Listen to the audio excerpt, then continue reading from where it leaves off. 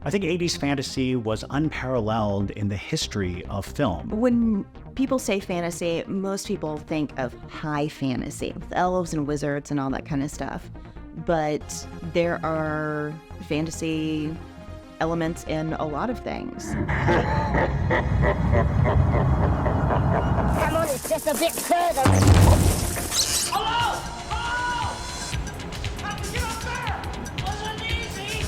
Get those wonderful toys.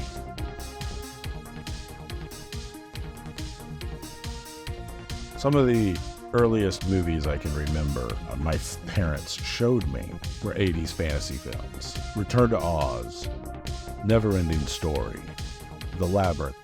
I think of like Krull, Time Bandits, Transformers the movie. One shall stand, one shall fall. Certain death.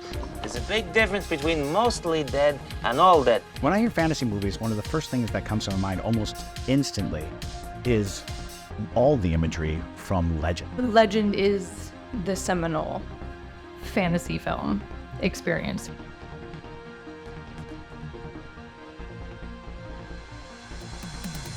Snakes. Why did it have to be the snakes? I wanted to be Indiana Jones. I was like, I'm gonna be an archaeologist. I'm gonna explore all these places. And I was really disappointed when I found out that that's not what an archaeologist does.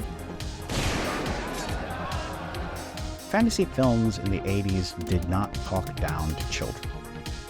They presented a reality with real threats, with real dread, with real issues, and oftentimes the hero was not up to the task. We gained a lot of our moral code from watching movies. I was not a sportsman like you. I'm telling you, 80s movies, especially in the fantasy genre, went way harder than any other time in film history.